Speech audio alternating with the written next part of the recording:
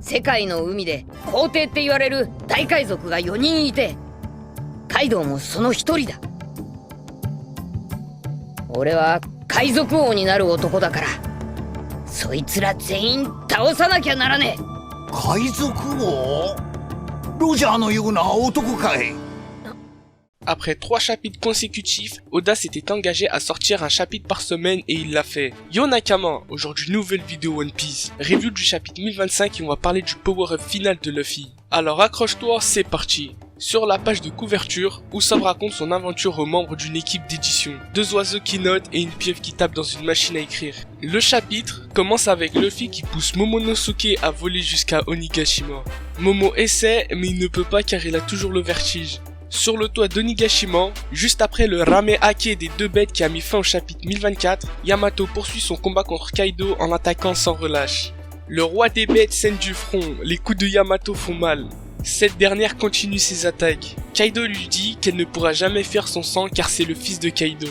Yamato parvient à frapper Kaido au visage avec son kanabo, mais il continue de parler. T'as vécu toute ta vie seul, toujours seul. Et là, nous voyons un panneau avec Yamato enfant lisant secrètement le journal d'Oden. Elle a des amis, ou plutôt elle en a eu. En disant cela, Yamato se souvient d'Ace.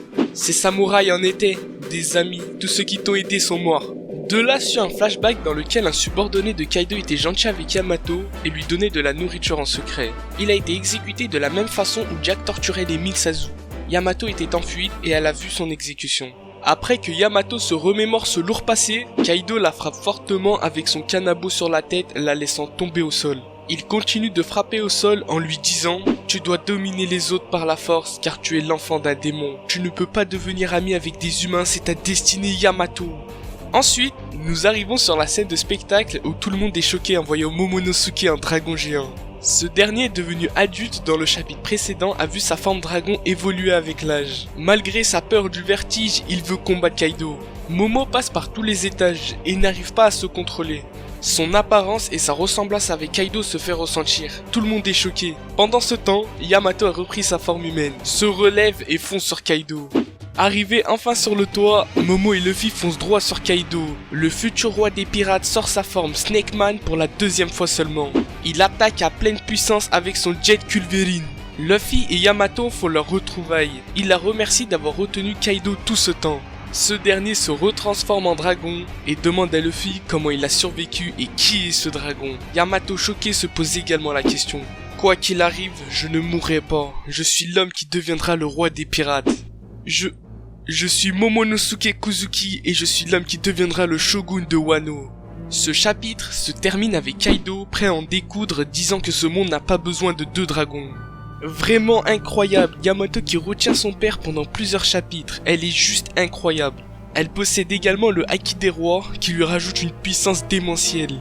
L'arrivée en force de Momo et Luffy juste exceptionnelle. Luffy n'a pas le temps, il veut réellement finir, vaincre cet empereur et se rapprocher du titre de roi des pirates. Il sort directement le grand jeu avec sa transformation en Snake Man. Si cette forme ne suffit pas, il dévoilera une nouvelle encore plus puissante. Il revient plus fort que jamais avec une maîtrise du Ryu encore meilleure.